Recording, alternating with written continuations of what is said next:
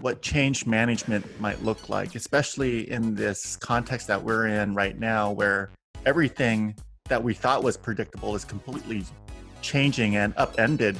Over the course of your history at Temple, I know you've made a lot of changes. And so I'm guessing that some of your teammates might be more accustomed to seeing some of these changes happen, maybe not as dramatic as this, but at least they got some practice in compared to some of Sure, the sure. other districts. And what are some of the things that you see an organization might be able to do to actually help people come out of that dip in that change model? Sure.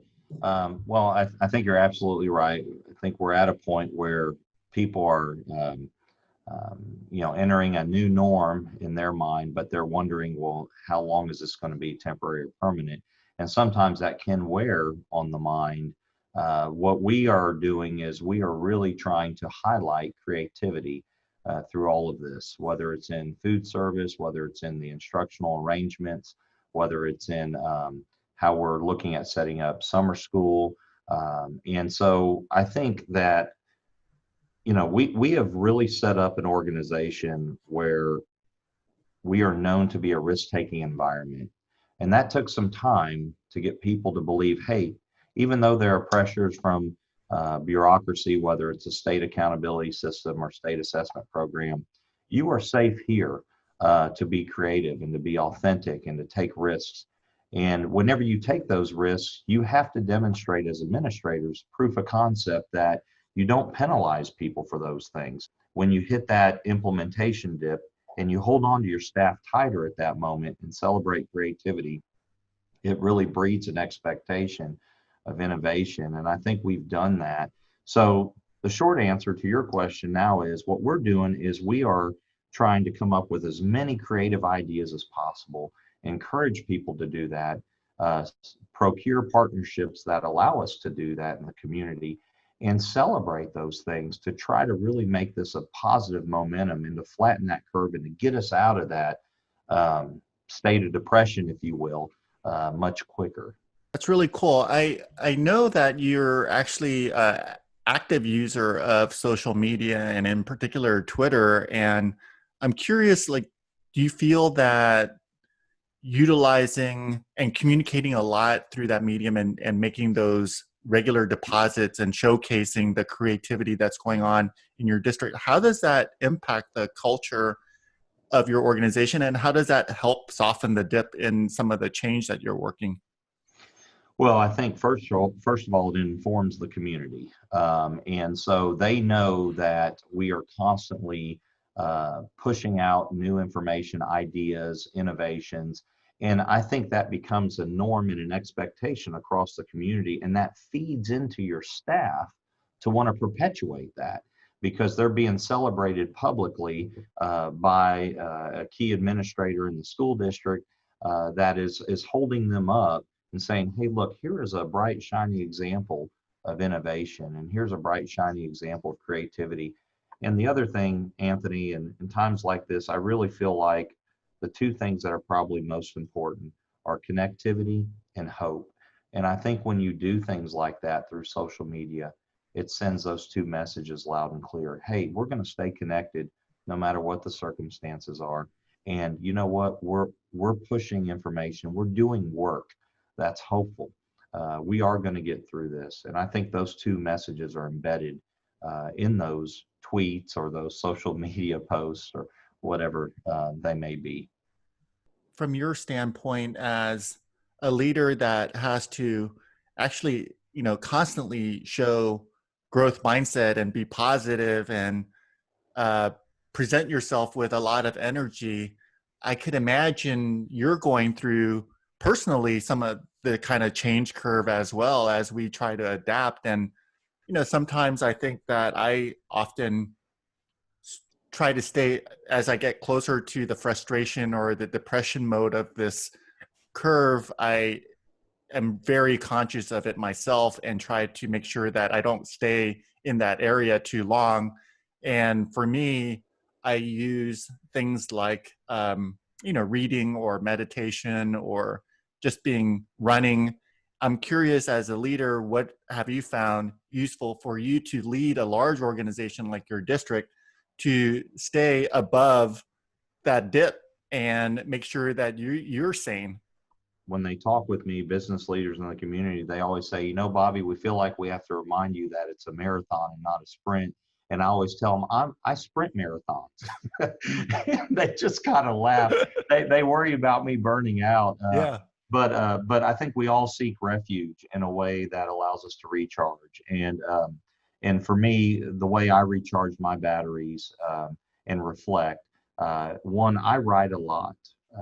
I write a lot every week, Sunday morning before, now it's a virtual church, but before church, I get up and I spend about 30 minutes writing my thoughts through the previous week. And what I do is that allows me to reflect and maybe make some different decisions moving forward, but it just helps me recharge myself. And the other thing is I have a really good network. I'm blessed to have a great network, and I talk to a lot of colleagues, and I watch what they do on social media and other things, and that recharges my energy as well. I cannot handle more than one book at a time, unfortunately, and so I really focus on reading one book by chunks here and there, and sometimes they're rereads. So that's one thing that helps me as well. And I am a huge podcaster. I listen to podcasts. I don't know how many I subscribe to, but I drive to campuses all the time. People will tell you I'm hardly in my office, and I'm always podcasting, and that really helps me reflect. And whether I'm listening to TED Talks or what have you, and it just helps me recharge myself. But there are times I feel myself in that slump. And what I tell people, I teach classes at university, and I tell them, I think the number one job of an administrator is to minimize the stress on those that you serve. And so if I go in with that mindset, even if I'm feeling a certain way, I don't want to compound others, because they're going to be concerned about their leader, and they're going to ask, hey, are you okay? And I don't want them to worry about that. So I really try to compartmentalize and really go in with the mindset that I want to minimize their stress. And that helps me keep going.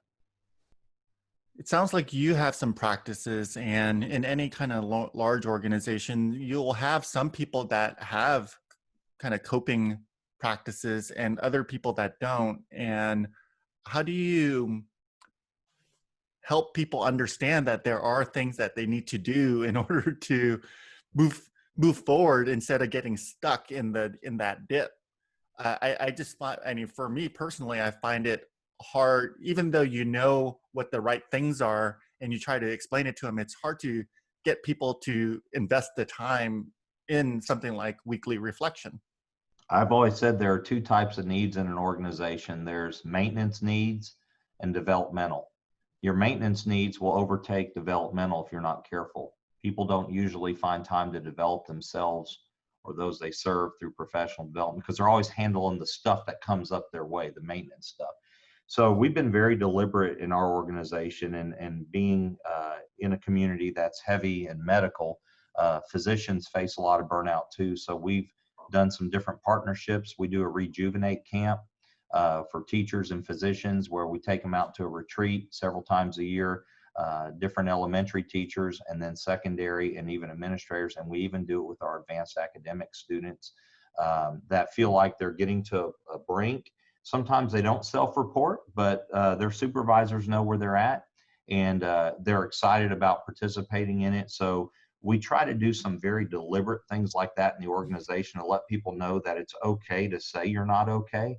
I think that's the biggest struggle people have, and there's a degree of vulnerability in that. And I will tell you that I do that myself, and I model that, and I tell them, at the retreat, I kick that off, and I say, look, I'm not always okay, even though I act like it. I'm masking stuff a lot of times, but I have to do things like this to help me out.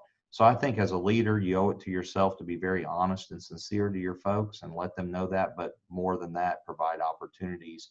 And I think they feel safe doing that when they're doing it with physicians and others, because it makes them feel like, hey, I mean, we're on the same plane as physicians. We're public servants, and there's a lot of stress in our jobs, and we're taking care of the future. And but we all get to this point, and so we try to line up opportunities like that for them.